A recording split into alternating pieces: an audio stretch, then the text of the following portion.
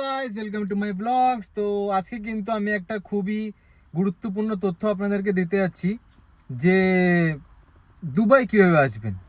Dubai যদি এসেও যান তো কাজ কিভাবে পাবেন। দেখেন, বাংলাদেশি ভিসা কিন্তু বন্ধ, কবে খুলবে এর ব্যাপারেও কথা বলবো। আর কলকাতার মানুষ দুবাইতে কত কম খরচে এখানে আসতে পারবে সেই ব্যাপারেও কথা বলবো। তো এর জন্য পুরো ভিডিওটা আপনারা দেখুন।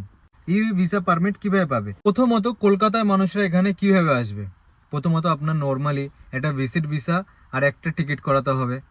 টিকিট করানোর পরে আপনারা এখানে কিন্তু আসার আগেও আরও কিছু প্রসেসিং আছে, যেরকম এখন নতুন নিয়মে 2025-এ কিন্তু আমাদের ইন্ডিয়ান গভর্নমেন্ট রুল করেছে, যদি আপনার দুবাইতে আসতে হয় তাহলে কিন্তু এয়ারপোর্টে যদি আপনার 2 মাসের ভিজিট ভিসা হয় তাহলে আপনাকে 1 লাখ টাকা আপনার অ্যাকাউন্টে থাকতে হবে, আর নালে 5,000 দারাম আপনার হাতে থাকতে হবে।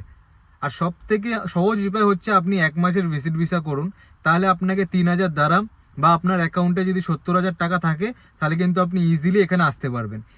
তারপরে কিন্তু আপনি ভাববেন যে এরপরে আমি যাব কোথায়।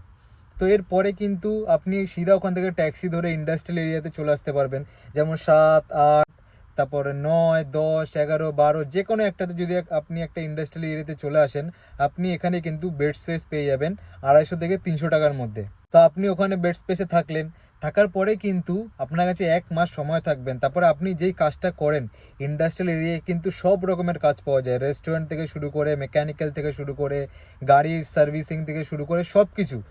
তো আপনার যেটা আপনি করবেন, আপনি কার্পেন্টার হলেও কার্পেন্টারের কাজও কিন্তু এখানে পেয়ে যাবেন।